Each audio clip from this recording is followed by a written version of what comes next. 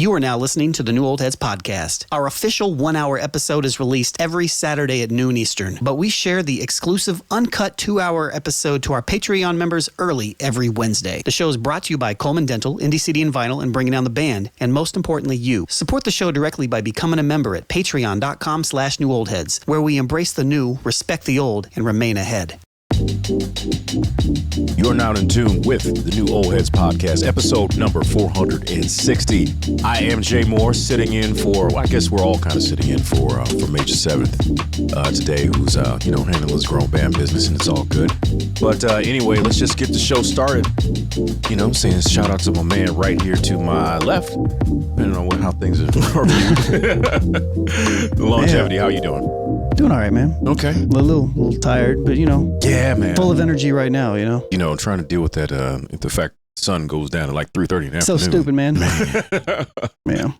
And shout out to my man, DJ Jay Diff. How are you doing, sir? Salutations, I am well. Okay. Thank you. I appreciate it. That's what I like to hear. That's yes, what I like to hear. And of course, like I said, he's not a guest. He's just here with us, and he does his thing. Brother to the night, how are you, sir? I'm a swell, good brother. How are you? Oh, man, I can't complain. I could, but don't nobody want to hear that shit. Indeed. Doesn't do any good. It really doesn't. It really doesn't. What do casual rap fans truly see? So, former NFL star Jason Kelce, which is Travis Kelce's brother, talked about Coachella headliners with some woman that was on his show. I don't know who she was, but we're going to see in a moment. By telling her that two of them were quote-unquote hip-hop artists. One of them, he added, was on a song with Taylor Swift, which led to his co-host believing it was Sabrina Carpenter. And he was like, yeah, hip-hop. Coachella Music Festival announced 3 headliners for the 2026 festival. Name one. Are they hip-hop artists?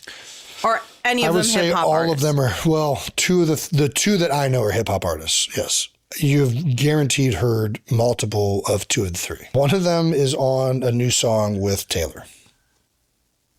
Sabrina Carpenter. Yes. Did you count her in hip-hop? I mean, what else would she be? Hip-hop. Is that not like the same thing these days? I don't know. I just thought pop and Let me be hip-hop clear. were When you said hip-hop, my brain goes to like... rappers? 50. Yeah, that's rap. Or like, if we're going to go hip-hop, like Sierra. Not pop. No. What? That's hip-hop. This is getting worse. I don't know what to tell you. Was it on the list? This is real? Yeah, apparently. All and right. well, I think the names of the headlining on the list was Justin Bieber and Sabrina Carpenter, right? Yeah, that's no hip hop. All right. Anyways, so Sierra, for the record, is not hip hop. Right. no. So I guess let's just go around the room. Well, initial thoughts on the things that kind of stood out to me is just how innately white this conversation was. Yeah. Yeah, outside of just the audacity of the whiteness, but it's just the audacity to like kind of speak from well, they obviously just don't know what the hell they're talking about. Is it hip hop? And they say Sabrina Carpenter, and he's like, yes, and I'm like, what? I mean, the thing is, like, I know Sabrina Carpenter's music a little bit, at least the songs that are hits, and there's nothing hip hop about her. I mean, she did actually a remix of a song with Dolly Parton, the Please, Please, Please record. And I'm sorry, that's about there's nothing there that you could consider hip hop. There's nothing hip hop on Taylor Swift's album, the new one. And now, mind you, she's collaborated with, Future and Kendrick Lamar and, and T-Pain before, but not anytime recently. So I think it's wild that like they're having a conversation about, and then he says 50, oh, that's rap, which is, it's kind of funny, but at the same time, I'm like, oh. No, it's completely tone deaf is what this whole conversation was like. So in the same sentence, you talked about your brother's fiance, Taylor Swift, and then you name Sabrina Carpenter, which they're in the same realm. Yeah. So if one's not hip hop, how did you make the other one hip hop? And it's almost like he's confusing hip hop, and in his head is saying hip hop versus, you know what I'm saying? And then Sabrina Carpenter's not that either. It's not that either. But like for you to not know that rap and hip hop are one and the same is crazy. And then for her to even say Sierra. Okay, Sierra has more relation to hip hop than a Sabrina Carpenter, obviously. She had hip hop producers, but that's pretty much where and hip hop or rappers on her songs, features, you know what I'm saying? But other than that, I mean, she's not white, so there's that too. Yeah, well, Sabrina Carpenter, is it? No, Sabrina Carpenter's white. The other person, Yeah, Sierra. Okay. Yeah, it's just tone deaf to me. But it's just like, sometimes people are such listeners of hip hop, rap, as Kelce would say. They're just passive listeners. It's like, something that might be on during the game, or it's in a commercial, or maybe when they go out to some social event. It isn't, you got to understand, neither of these people look like they live any part of being hip hop. And so, like, to them, compared to Taylor Swift, maybe Sabrina Carpenter is hip hop, but Can we just like define this for the people that are confused? Well, what I think the issue is just, if it's not country music to him, it's hip hop. You know what I mean? Just because it's probably just somebody that really doesn't know anything about that for the most part. She knows that hip hop is at one point in time, it was the most popular music that on the radio. Yeah, it was most popular music genre. So hip hop is all of that stuff over there. Because quiet as kept, some of even Taylor's records, like Bad Blood, sounds like a hip hop record to somebody that doesn't know what hip hop is. You know what I mean? Especially for her records to be mostly country. Especially if you hear this, the remix of that song has Kendrick on it. Yeah, you know what I mean. So I think that's what that was. I'm gonna shoot that white man some bail. Fair enough. I think that's fine. I think what the most important thing is to maybe kind of define it a little bit better. I'm gonna give my definition as a white person, and then I'll let you guys just destroy my definition of hip hop. Yeah, of all this nonsense. Right. Go ahead. So if hip hop is a culture, then the rap music is the part of hip hop culture where rapping exists, of hip hop culture. Perfect. But rap music also isn't always 100% a part of hip hop, because anybody can rap. That is not necessarily part of hip hop culture and the things that define the culture. So I think in general, the way that I kind of look at this is like, I think a better way to kind of describe this, if you want to be accurate, would be like, it's rap music, period. And hip hop is the culture, essentially. And I think some stuff represents hip hop culture a little bit more than just the commercialized rap music. And that's the stuff that you can sometimes say is hip hop. That's the way I would say it. And Sabrina Carpenter doesn't encompass any of these things. Yeah. Agreed. And this is no hate on her. She got a couple of records that I think I like, but she's they're got not hip hop. I don't know one. Yeah, if I hear it, that song. Yeah, I don't know. I only know because one of my students was doing a remix for it. So yeah, I'd have to hear it. Then I'm like, okay, that's what you just did. I just heard Spice Girls. Yeah. I can hear that too. Yeah. I agree with you as far as hip hop is definitely the culture, and rap is under the same umbrella. You know what I'm saying? Without the elements of hip hop, you wouldn't have rap. So rap would not exist without hip hop. So in order to be part of the culture, or one with the culture, you have to be centered in hip hop. Now, when it comes to music, there's nothing musically inclined that would tell me that her music style is hip hop. So I guess my question would be, what makes him feel like it's hip hop if he's like misconstruing or doesn't understand that hip hop is rap and thinking like hip hop, like thinking that it's popular music versus just being, you know what I'm saying, part of the culture. It's actually kind of interesting. Yeah. The fact that like he immediately and I don't necessarily want to bash somebody who just doesn't know. So it's like, but when I look at it, it's just like the fact that he legitimately thinks that hip hop is pop music and it's like the same thing is very interesting to me. Yeah, because you could classify something as rap music, and all right, so let's, for example, I would say a rapper is Royce or like a Black Thought. So like I would consider like Royce or Black Thought. I would say it are more like MC hip hop MCs. versus somebody that's just a rapper. Okay, here's one, and I know it's Young old. Boy. I know it's old, but like, I just remember when CNC Music Factory was out. Yeah, and that's rapping. Freedom Williams, he was rapping, but we didn't consider those to be hip hop records. Right. Yeah. Right. You know, it's kind of like, honestly, when Milli Vanilli came out, and Girl You Know It's True, like that's a whole technically rap song. Rap, yeah. But that wasn't something Well, we considered to be The hip cat hop. that was rapping on Paula Abdul's song, that's a Yeah. rapper. I don't know, MC Scat Cat had bars, yo. Yeah. But anybody can engage in the art form of rapping words. Right. Anybody can do that, but for it to be rooted in the elements of hip hop is a completely different type of thing. Yeah. Yeah. That's, you have to be invested enough to really care about it. You know Sure. what I mean? And another thing, man, is the lines have been blurred so much.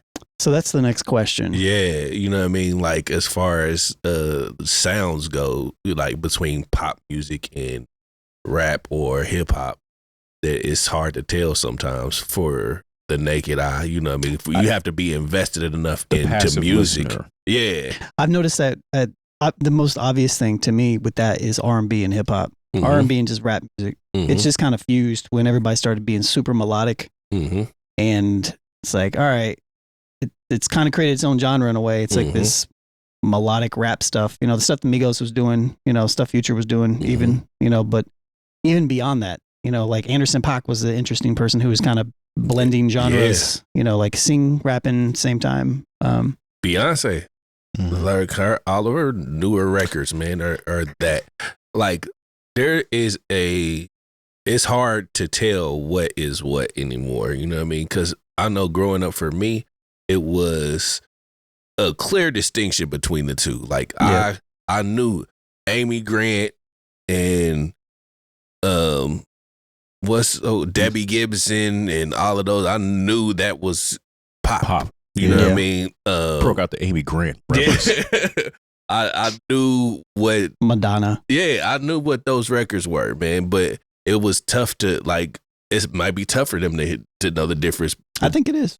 You I know, think it is. nowadays. So I think it is. So with that, if everyone thinks they're consuming hip hop, but nobody can define it generally, who gets to claim the culture and who gets erased from it?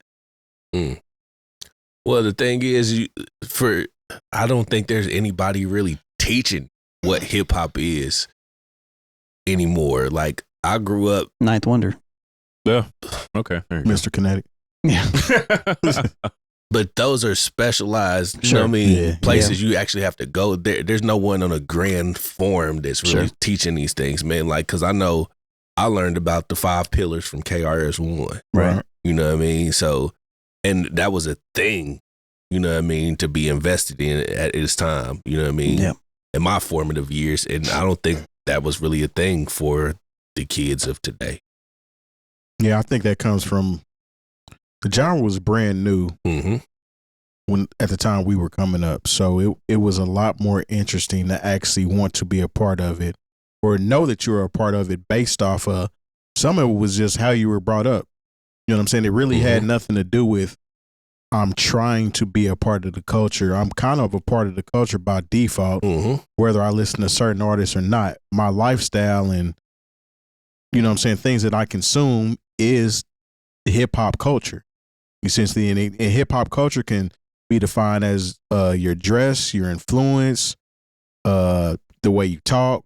You know what I'm saying? All of that is hip hop influence. Now, as far as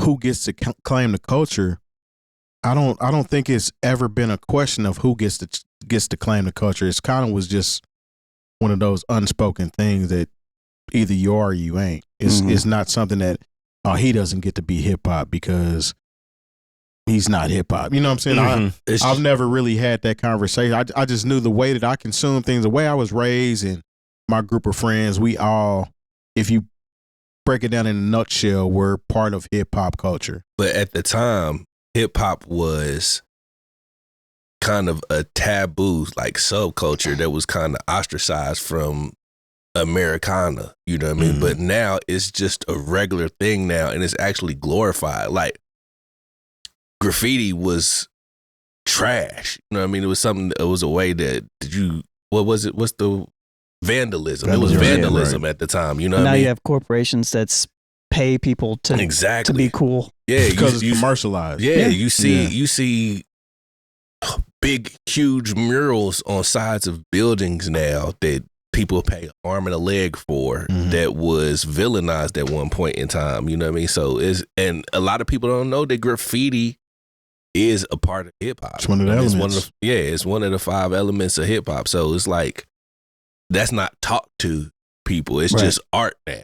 Yeah, well, part of that too, and it kind of comes down to what can be taxed and what can't. And once corporate America figured out how to tax and make a profit off of hip hop in the same way that they were able to do with like alcohol and cigarettes and drugs, they were all for it. So now it's well, I'm cool because I like hip hop. You know what I'm saying? It turned into something more than just being a part of the culture.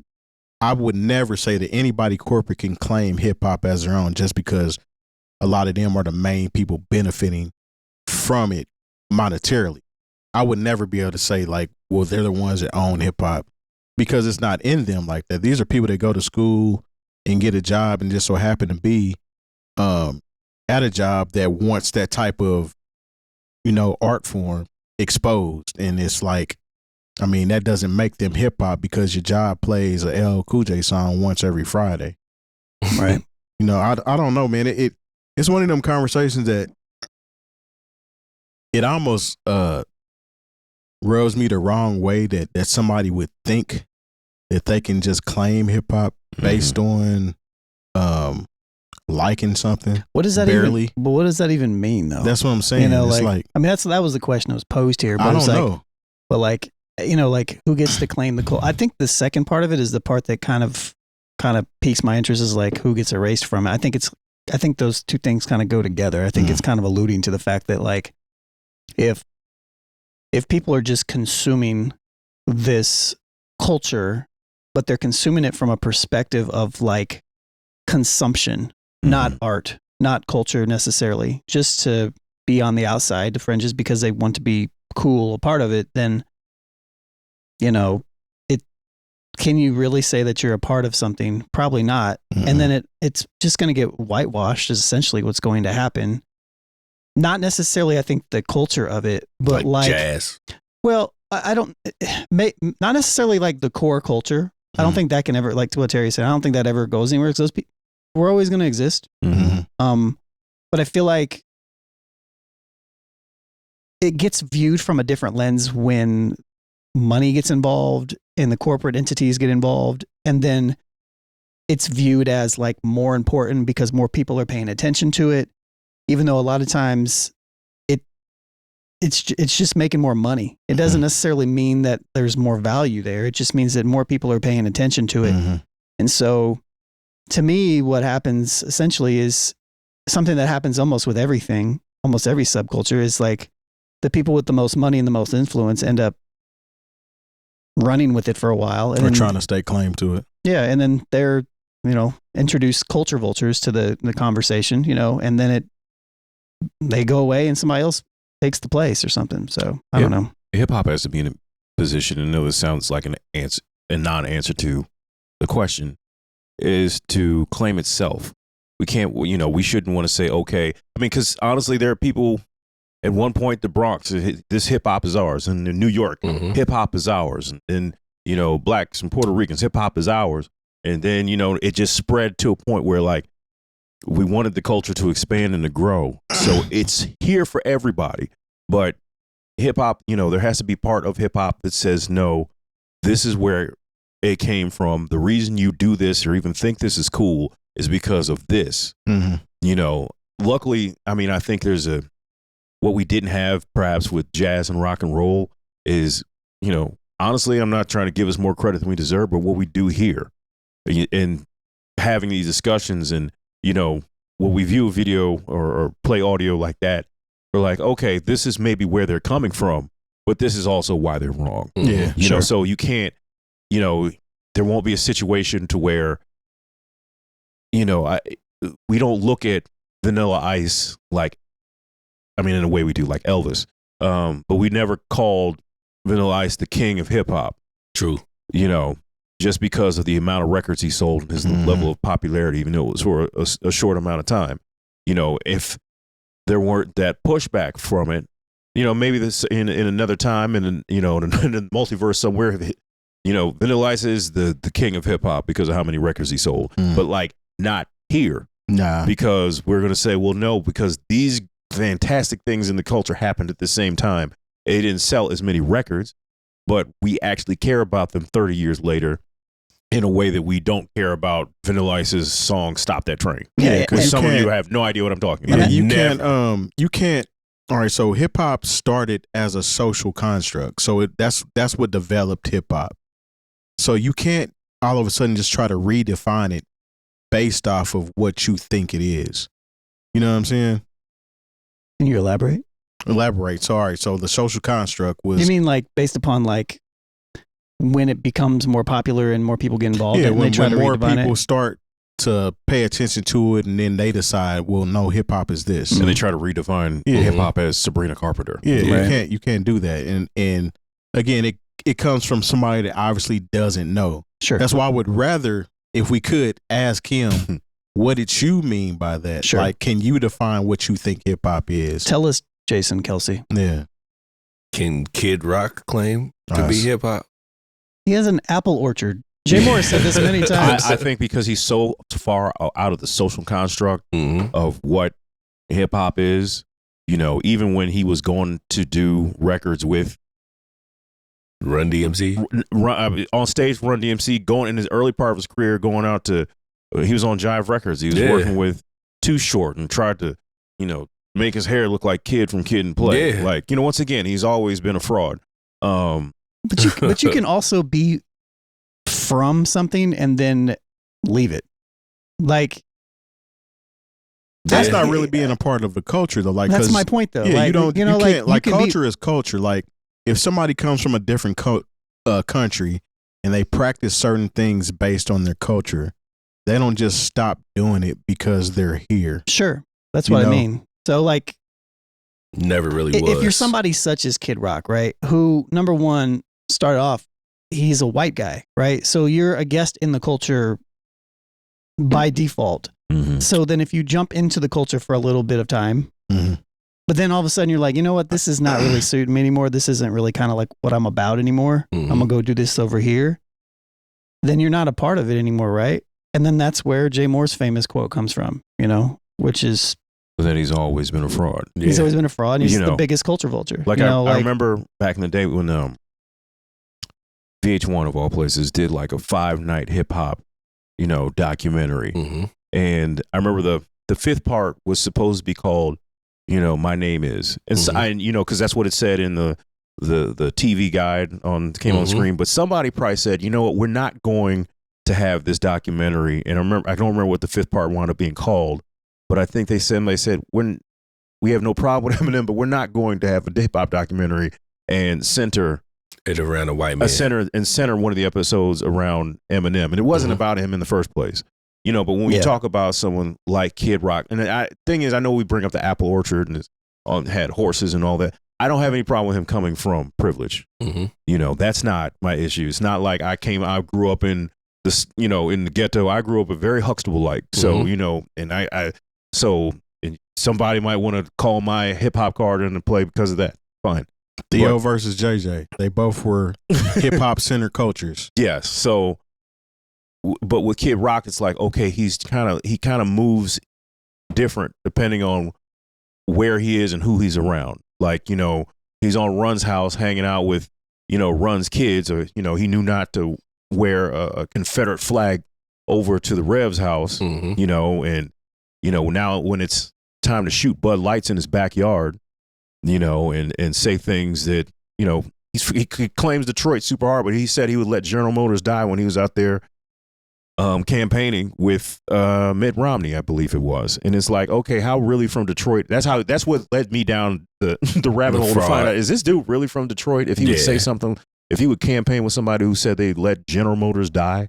So I mean, I kind of agree with that too. I mean, but imagine being able to go back to if you were from Detroit, you had to go back home. Sure. And you had said that's how you were moving. Mm-hmm. You know, like if I'd have said, that'd be like me going back to St. Louis. I'd be like, man, I'm so glad the Cubs beat the Cardinals, and I said that on this this podcast every week. Mm-hmm. I'd have to see people in the streets about that.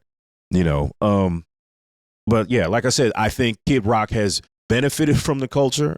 You know, when he was outside doing whatever he thought was advantageous to his career at the time. But now he gets to be MAGA and divorce himself from anything socially or politically that has to do with black people because he's just old white man now. Yeah. So who gets erased from the culture though? So who are we erasing? I don't think we would have been considered, you know what I'm saying, part of hip hop. The only people I see erased consistently, and I've said this on this podcast and on social media, is we don't talk about the Fat Boys enough. Okay. I would just say like the people that don't center consumption. Mm. You know, like if you don't center sales, consumption, you make music the way that you feel is the best. You know, people like it. You know, but you don't center the sales aspect of everything, Mm-hmm. so you don't progress in those progressive type of traits that is viewed as in most metrics, especially like Drake fans of like, well, you know, Drake's better than Kendrick because he sells more. Like if that's your only metric, then the people that are not selling to that degree because they don't have the classical, or not even classical, but like the overall appeal that's going to appeal to the most popular people that are consuming a popular culture, then you're going to get pushed down even further. You know, so I think that's probably what that's leaning towards. That's probably what I would say. I'd say the people that are actually a part of it in general. But I think that's how it is with everything. I don't think it's just hip hop. Nah. People with artistic integrity. Yeah, whatever that subgenre of whatever thing is, like once it becomes commercialized, the thing gets pushed to the bottom, depending on what is more marketable. You spoke on like that HBO or that VH1 documentary, right? See, there's another difference between today's generation and our generation. You know what I mean? There was programming that taught you about what hip hop was. You know what I mean? Like VH1 at the time was probably an important show that actually invested in teaching children and maybe young adults what hip hop was. That's not really a thing anymore unless it's something that you're really interested in. You know what I mean? Yeah. You have to go out seeking that information. We didn't have those options. But it's so much easier to seek that information now. It like is, we but have you have to wait for a day or the program. Everything's out there now. So anybody that's interested and wants to learn can literally get on Google and find out some shit if they are that invested in it. Like from a cultural point of view versus a monetarily point of view. I think the culture has shifted to a point with it being the most popular genre that people just don't want to tap in like that anymore. I don't even think it has anything to do with the actual them being able to watch it program wise. I just feel like the capitalism aspect of it all has pretty much shifted the center of people being involved or wanting to be involved in the culture to a whole different place, and that's the problem. And the consumerism around it. You know, it's so easy to ignore that if you want to.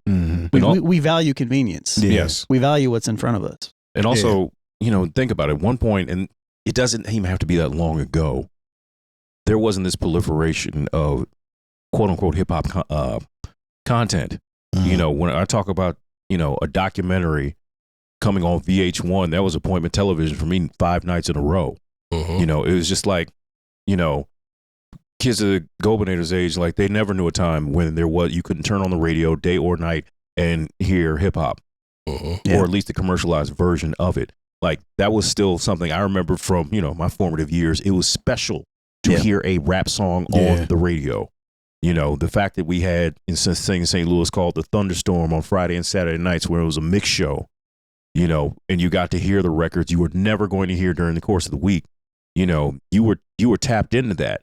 now it's just not as special for kids of this era because you got a phone that has every rap song it's more basically readily available. Every recorded you can watch. You don't have to wait and watch hip hop videos one time a week like we had to do at one point with Yo MTV Raps. Yeah. You can open up your YouTube, the algorithm will pick hip hop videos for you. And you can sit there and watch until you get tired. Mm-hmm. Yeah. While you're doing something else. While you're doing something else. Not even Once paying again, attention. Even people who are coming up and consider themselves to be passive, to be hip hop fans, consume it in a more passive way. Just like I said, we talked about all of us have been to midnight releases for albums. We had to go out and sometimes had the heartbreak of spending $12, $13 on something that was terrible. Trash.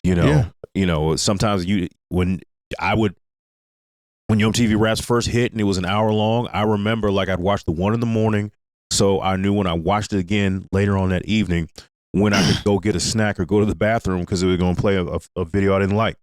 Yeah. You don't have to worry about stuff like that. It just was better when it was a subculture. It was better to me because like everything was special at that point in time. Now nothing. It doesn't hold the same weight. Like you talk about a radio station y'all had that played hip hop. There was a station here called Yo 810. I think they only played on like Friday or Saturday. Mm-hmm. It might have been, was it the North Central radio station? No, that was one of them. Not from here. Yeah. Well, I was just I talking. think so. Yeah. They played hip hop one day for like 1 hour and like everybody made sure to listen to that radio station. So like it's advanced so far from being a subculture that it's just like the allure is the same. I remember when 96.3 started playing hip hop for the first time. I was like, oh, okay. Mm-hmm. Because I remember when WTLC didn't. They didn't, you know what I mean? Like even if it was a song with a rap on it, you wasn't gonna get it. Oh, the craziness. Like I remember when there was a station in St. Louis that like, we don't play any rap music. That was a tagline. People were programmers were proud of that. Mm-hmm.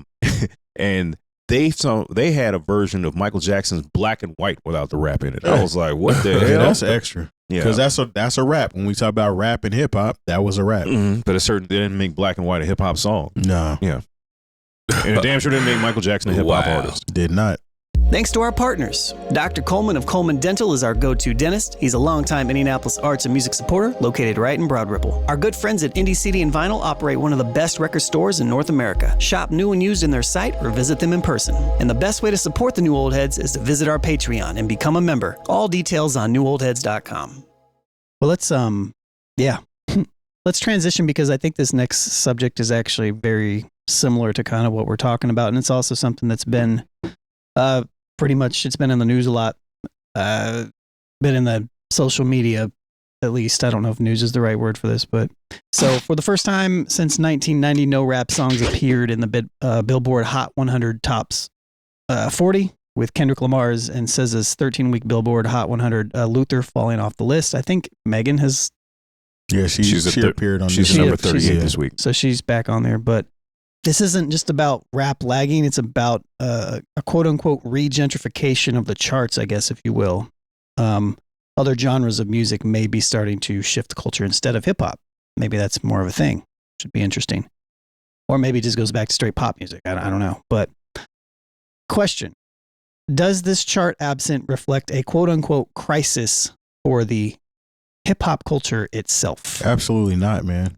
And it's annoying that people have put so much emphasis on this Billboard Top 40. Like, when people always ask me like what style of DJ are you, I always lead with I'm not a Top 40 DJ. Yeah. Mm-hmm. Like I don't rock with Top 40, never have.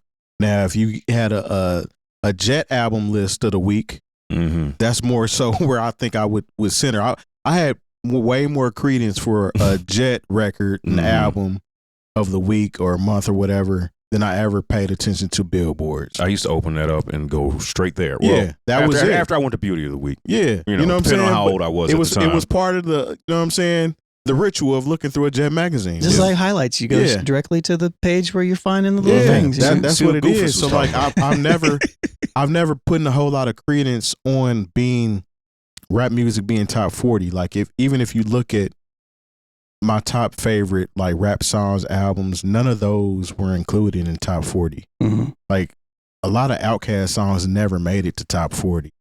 A lot of Nas songs, a lot of Tupac songs, you know what I'm saying? Biggie. I mean, they never made it to top 40, but that doesn't take away the impact that they had on the culture. To me, it's making you look deeper into it versus somebody programming you and telling you what you're supposed to listen to. It really rubbed me the wrong way when academics was like, I blame all these media people because they shit on Drake and this, that, and the other, and now they need him.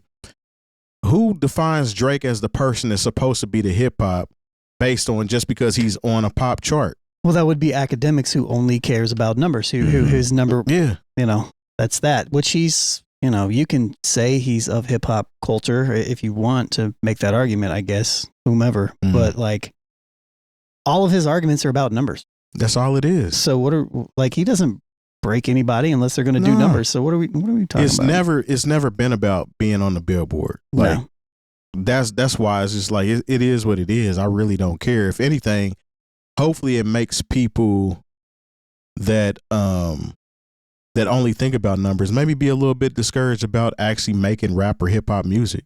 Hopefully. So that we can filter people out and get back to where we was at. Yeah. Because it was, to me, it was better and more enjoyable before we start paying attention and relying on being included in this top 40 shit. Mm-hmm. Yeah. I don't think it has anything negative to say about the culture, not the culture's impact. You know, also, you know, one of the things that if, you know, people just read the headlines, you know, Billboard changed, you know, part of the way it counts records. Yeah, because Luther should still be on there. Yeah, as far as like the recurrence and songs that have been in a certain position for a certain amount of time, it's almost like they're weighted differently. And, you know, and then you got the fact that like every song on the new Taylor Swift record is like in the top 20 or 25 right now. So it's like pushed a lot of things that should be higher down, you know. So I think that this is K-pop Demon Hunters too. K-pop Demon, yeah, they got like three or four joints. They got more than that. But, you know, when I look at people have these discussions, a lot of it's just based in people's biases against artists who, specifically against Kendrick, because they see him as, well, he got Drake out of here and Drake held down the charts for so long. And it's like, look, Drake still has one of his records is still in the top 100 on just the, you know, on the albums chart, you know. So it's not like they got him out of here. It just hasn't made records that are worthy to be at the top of the pop chart. Because if trust like he ain't making music no more. Exactly. It's not like, yeah. So that's that. And you got to understand, man, like really as a culture, when my golden era, because I feel like everybody has a golden era, but like when that time, you know, I'd say between like 92 and 97, you know, that 5 years, like I can't tell you the chart position of Cream or Incarcerated Scarfaces or Life's a Bitch. Like, I don't know, you know. And it doesn't matter. And it doesn't matter because you know it's 30 years later and those songs still move the crowd. Mm-hmm. Like, we can't let their metrics have anything to do with how we feel about our culture. Why do you think it is that people are saying that it is a crisis, though? Byron, you got any? Yeah, I was listening to another podcast earlier today, and they said it really is not. This says nothing about the consumer. It says everything about the industry, as far as the amount of money that they're willing to invest in making these records bigger. I see. You know what I mean? Because they're not putting money in. They're not paying these radio stations to play these records like they were at one point in time, and there's no real media push behind a lot of these records anymore. So I tend to agree with that. Grand equalizer. Mm-hmm. If the chart isn't the final arbiter, which I don't think it ever really has been to really anybody sitting at this table. I mean, I don't want to speak out, but no, out of term, but like how can we measure, hold on, comma. Comma chameleon. She want to put in her 2 cents. She's like, hey, I got some shit to say. It was like, I hear you over there growling. Shut up. But yeah, no. So if the chart isn't the final arbiter, how can we measure the health and influence of a global culture like hip hop? Is there a way to measure that maybe does make more sense than what we have always done, which is based upon numbers? Or is there just no way to measure it? Or I think here in the United States and globally, who can actually tour and do hard ticket sales? You know, who can actually, you know, doesn't have to be wrapped up in a whole festival and can come to your city and, you know, have people to get up and off their couch in their comfortable homes in front of their warm televisions, especially and actually now. come see you. Yes. So like if it, you know, you hear about hip hop artists who are like, yeah, you know, maybe I'm not super hot over here, but you know, I saw a thing where Das Effect says I can still go overseas and sell tickets and get my money. You know, if it gets to a point where all of a sudden, like, nobody is willing to come see rappers perform, and all of a sudden, you know, I remember at one point they were like, oh, all these big concerts were not pulling in, you know, the numbers they thought they were. But that was across the board. That had nothing to do with hip hop. Mm-hmm. You know, and I think part of that is the greed of Live Nation, but that's another conversation. But I think that's where the measurement is. I'm not worried about these manipulated streaming charts, these radio charts that don't reflect anything but what a programmer likes and what they've been paid to play. You know, once again, we, you know, the three of us went to go see Little Brother. Like, there wasn't, I knew the concert was happening because I'm a fan, and, you know, through their social media. You know, it's not, they didn't even have new records out to even try to promote. It was just like, okay, this is a hip hop group I want to see. Because they don't have a chart history, you just assume there are people who would be like, why would anybody go to see them? Well, that's the disconnect between people who follow things that are purely based in fabricated metrics and people who are actually a part of the culture. Yeah, and it goes back to what the culture is feeling. The culture ain't feeling Billboard, never has. You know what I'm saying? It's never moved around the energy of a Billboard chart. So, like, why are we putting so much weight or so many eggs in a Billboard basket? It doesn't add up at the end of the day. Again, most of the popular, in my mind, hip hop songs never made it to the Billboard chart. Some of my favorite artists aren't even mentioned in any of these award shows either. But that doesn't take anything away from the culture that it is, regardless. I agree wholeheartedly with what you're saying. But at the same time, it was us that brought the Billboard numbers and all that to the forefront. It was Jay and 50 where that became a thing, and that was a narrative that the fans began to run with. You know what I mean?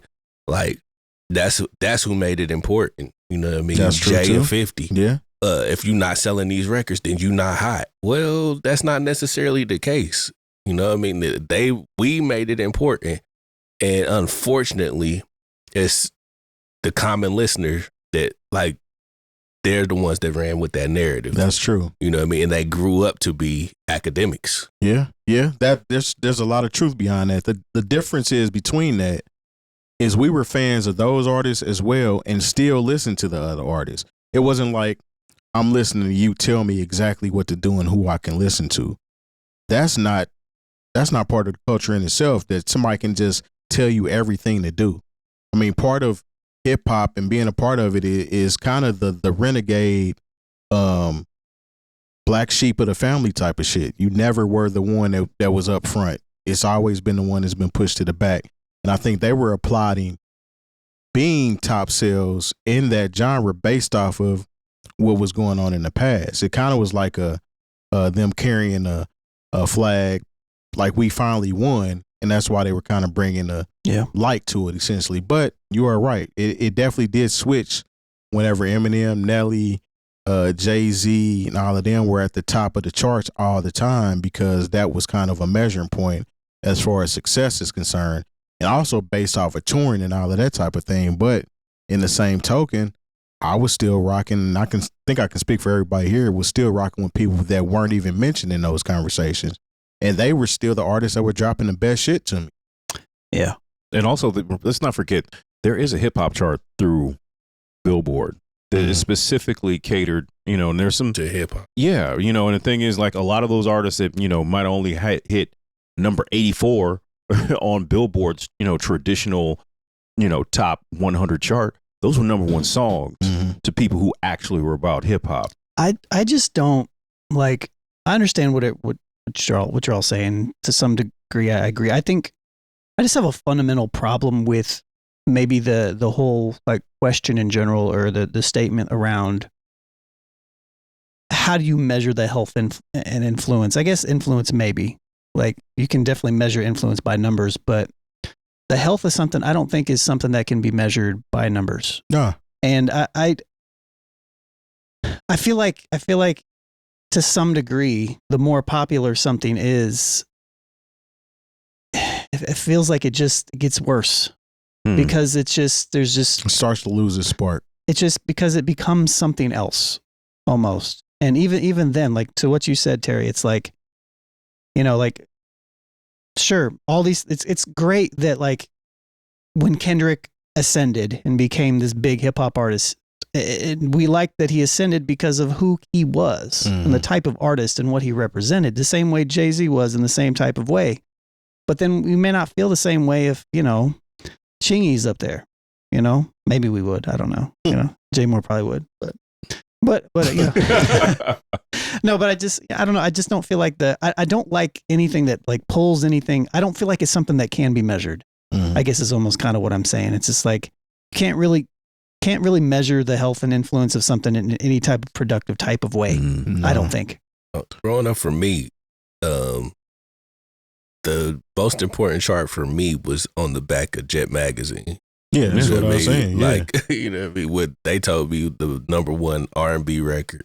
And at the time, hip hop wasn't a thing, so you might catch a hip hop record in there every once in a blue moon. I remember being happy when a hip hop record snuck into the Jet chart. Yeah, that's what was important to me. Yeah. But again, it's just like it's another chart. It's another group of random people ranking something. Yeah. That we may or may not agree with. I think that was measured by radio spins. So yeah, I feel like the entire ideology is just flawed. In general, it's like popularity instead of content. Yeah, we can have this conversation about, this is Kendrick's the biggest artist in the world and all this other stuff, or, in hip hop in the last year but I can also say at the same time, like, I'm a Kendrick fan, but he is not my favorite artist. And, like, there's a lot of artists out here that I would probably rather listen to on any given day that is not him.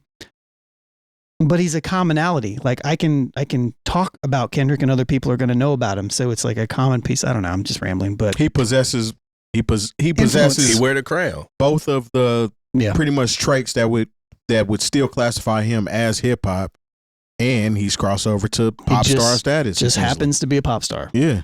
So, but the pop star part has nothing to do with the actual music he makes, but just based on the metrics that his music produces. There you go. Yeah. Because if we're talking about pop stars, the king of pop can never be topped. He is back on the charts again, and he has been gone for years. Yeah, this is king of pop type shit. Look, man, just the same way they talk about how Mariah Carey got Christmas on lock. Come on, man. Here come Thriller every year to drop pop back in the top 40. Yeah. So, and when we talk about artists being on this chart that people have so much credence, have given so much credence to, a lot of y'all will never make it back to this chart.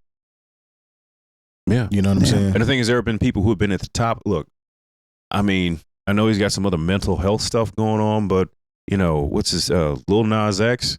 Like, he holds the record for the longest number one, consecutive. And, like, his career is over. Yeah, it's over. Another key factor, too. And I haven't heard that song probably with the Old Town Road. I haven't heard that song in 3 or 4 years. Nah, man. Another key factor, too, about hip-hop being on the charts. If no hip-hop was in the top 40, majority of those songs were influenced by hip-hop when it comes to, like, the sounds and the beat patterns and things of that nature. Including the country records. Yes, it's hip-hop influence.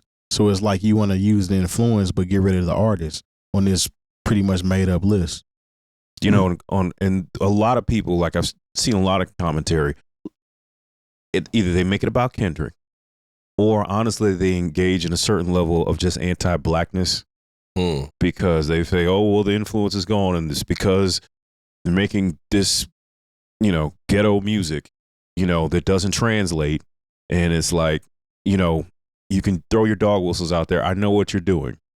You know, and I think that's a sad part of it. You know, and the thing is, you hear that from, well, no, because bum ass Jason Whitlock.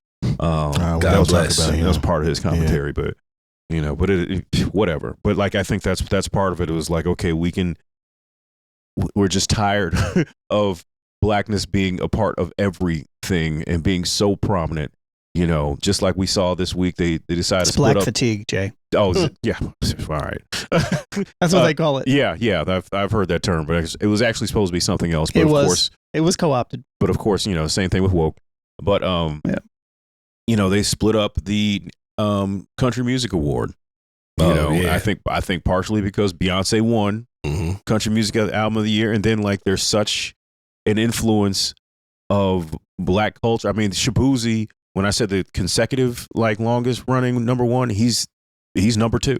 Yeah, what do they call it now?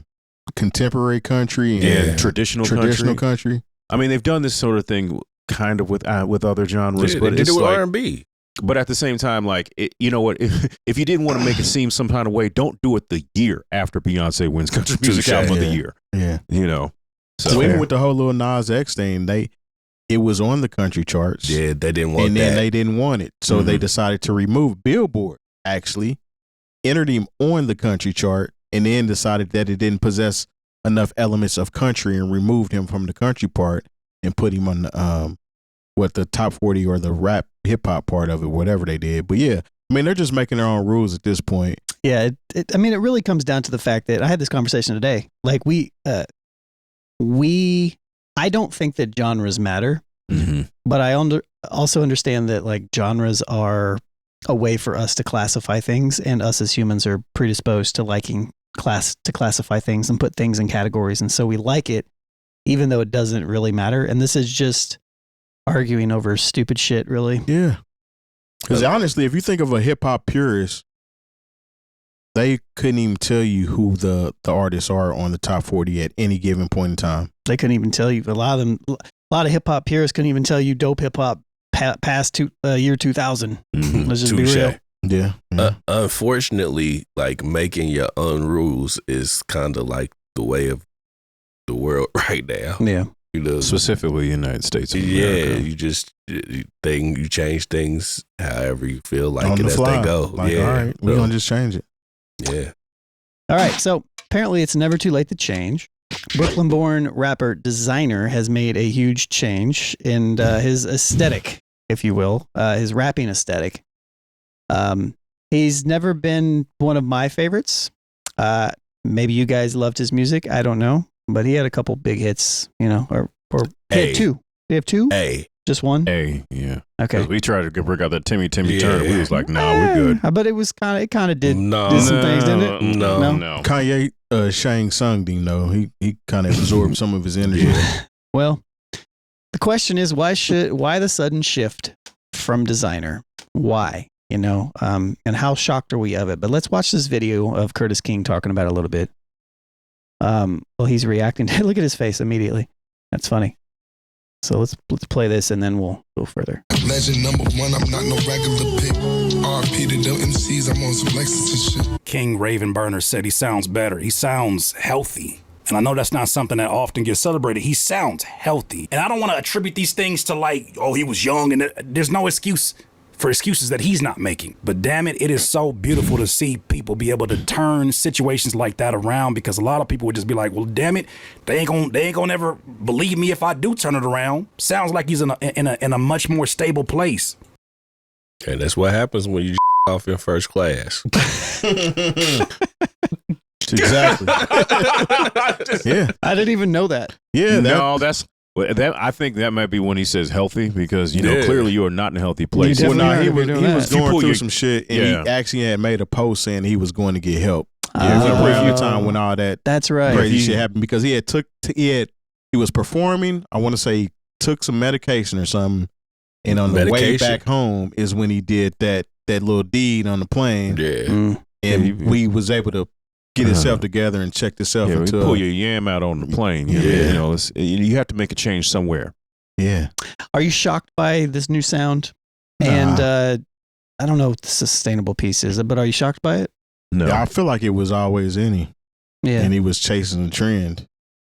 He always seemed like he was just the fact that he sounded the way that he did just like felt, Future. Yeah, that's what I mean. It just sounded like, okay, this is what's hot right now.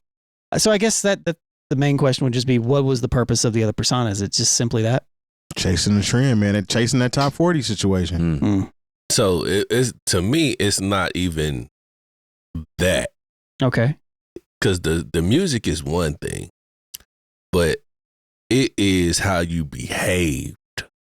You know what I mean? When you saw him on interviews and all this, yeah, like nobody knew what the hell you were saying. Like, so were you shucking and jiving? Or was it the drugs? Hey, man, it probably is a mixture of both. He definitely, hey, man, listen, you got to call a spade a spade. He was shucking and jiving. He was chasing a trend. Kanye seen something in him and felt like he wanted to absorb some of that energy. He used him for that little time being, signed him to good music, and got rid of him. And I feel like that era of time has passed, and he understands that he's not going to be able to make it off of that. And I feel like personally he's going back to his roots and trying to make something out of it. And obviously he knows how to rap because he's doing very well. On at least the 2 songs I heard, he's rapping very well. And it sounds nothing like how he used to sound. I had never heard him sound like this previous ever. So the first thing I ever heard from him, he was doing the doobity stuff. Yeah. Or whatever. Even the production is different. It's more in tune with where he's from. When we talk about a regional sound, I feel like he's tapping back into where he's actually from. He's from Brooklyn, right? Yeah. Hey, but to be fair, they just now getting back to that. Yeah. That whole region wasn't doing that at all. Nah, they wasn't. It was chasing that sound. It's chasing that top 40 and just trying to do whatever is popular. And if I do have to put like something new on New York, it's that Sexy Drill. Sexy Drill. Who's one of those artists? Cash Cobain. Contrast. They call it Sexy. Have you seen him? Mm-mm. I don't know if it's Sexy Drill. I don't know what that is, but he's this Asian kid that he's all this stuff sounds the same, but it's kind of good. Sexy Drill. That's what they call it. Yeah. Never heard of it. No, that's me first hearing the Sexy Drill. Yeah, it's Sexy Drill. I'm gonna start doing sexy gangster rap. Hey, man, if I gotta go hard on a bitch, I'm gonna make it look sexy. Yeah. Sexy pod. Yeah. This is a sexy pod now. Yeah, man. Yeah, dead sexy. Well, like that song Kaylani. That's Sexy Drill. Oh, the one where it's actually called Kaylani. Yeah. Okay, that's Sexy Drill. Yeah. All right. Well, interesting. I mean, I'll take Sexy Drill as opposed to Revenge. Come shoot up your what real drill really is. Yeah. Smoking a pack drill. But you are right. New York has kind of had an identity crisis for a while. Mm-hmm. Yeah. Is that really what the new New York sound is turning back into? I mean, Boom bap. Yeah, is it though? No, man. I mean, outside of Joey, Alchemist has done so much for that sound. He spreaded it out everywhere. It's touched the South. Yeah, out west. That's fair. It's everywhere. Cali. Yeah. Shoot, a little bit of the South. Yeah. So I don't. I just, when I hear this, I hear somebody who's doing what they want to do as opposed to what they were told they need to do. Mm-hmm. I don't even know if I have enough information to even say to be. It could potentially be just another persona. I don't know, but I don't know him well enough to have any type of input. Maybe if he keeps doing it, you know what I mean. But yeah, he's got a couple good records outside of that though. He had a song with, I can't remember the dude's name, Pressure or something. It was called Wait a Minute. Mm. Yeah, I don't know. That song was fire. Plug was a decent song. Outlet was a decent song from him. He's had a couple decent records, I don't but know. nothing like Panther. He just always seemed like somebody who was just, like you guys said, he just seemed like he was somebody who was always chasing charts, chasing popularity. And so anybody who does that, I just kind of immediately just kind of be like, all right, so that's what you are. Yeah, because I see people coming in the game like that. I don't have to pay attention anymore. Yeah, I don't have to pay attention. Yeah, because like even when you think about the cipher that he was a part of, where he came up with the Timmy Turner, Boo. It was more, that Timmy Turner shit was more about the cadence. Yep. It had nothing to do with what he was talking about. And then even the artists in that cipher, which had him, Kodak, Anderson .Paak, Lil Dicky, who else was on there? I don't know. Somebody from Georgia. Nobody was rapping for real. Except for Lil Lil Dicky. Dicky, yeah. You know what I'm saying? Monster. He went nuts on there. So imagine this Desiigner on that cipher is totally different. It's like he's paying more attention to the actual vibe and hip hop element of what he's doing now. Like this song doesn't sound anything like I'm trying to get this on the radio. No. Radio's kind of dead. So that's, I guess, my point. I mean, it is, but it also, if he was chasing a trend, this isn't TikTok worthy either. Yeah, but trends are, I think there's so many subcultures of trends right now because, you know, the Alchemist sound, if you will, the Griselda sound was trendy in that particular type of realm. So I don't want to sit here and say that he's chasing a trend. I don't know. I like it. I like the record. So. Yeah, I also feel like the type of artists that use an Alchemist are trying to be a part of the hymn of hip hop, sure, versus just trying to be rapping. Yeah, I feel like this route you're actually putting the work in because it's going to be harder. Yeah, to like you're laying a groundwork because you have to put more work in from this perspective to be paid attention to. Like you just have to. Yeah. So, all right. Well, I hope. Circle back. Sure. Is Lil Dicky hip hop? Lil Dicky was a very good rapper. I think he is a parody rapper. Touche. Very good one at that. Yeah, he's a good rapper. Yeah, he puts his words together well, but I don't listen to him and think hip hop. I listen to him and say, oh, he's trying to be a comedian. Yeah, that can rap really well. Like even it's a different type of culture. Like even the show when he was like acting like he's trying to get a record deal, like the spots that he would find himself in weren't likened to hip hop, so to speak. It's more so like, I'm really trying to rap and I want to figure out how I'm a rap and can somebody take me to this studio so I can rap? You know what I'm saying? I want to be a really good rapper. Yeah, that's all it was. The name of his album was Penith. Penith? Yeah. Well, like the Zenith, but I thought he was saying it with like a he's got an obsession. Mike Tyson. He does have an obsession with his own penis. He does. Yeah. There's that. Because there was one episode of that show where I was like, oh, okay, I don't know what we're doing. It really spoke. It really spoke to some real stuff, though. No, it did. You talk about that episode with Benny Blanco and they were. Yeah. I was like, It was a good show. I like Dave. Yeah, no, I thought it was. I like Dave. Yeah. Or no, it's Hi, I'm Dave. Yeah, it was. But I saw what he was doing, but I was like, yeah, I don't quite agree with what you were saying, but it's a real issue. Thank you for tuning into the New Old Heads podcast, episode 460. Longevity, Jay Moore, Brother to the Night, DJ Jay Diff. Shouts to Gobinator and Maja 7th, who's not here. Make sure you tap in, become a Patreon member for as little as $5 a month to support us directly. And make sure you subscribe and do all those good things. Part-time. See you in the comment.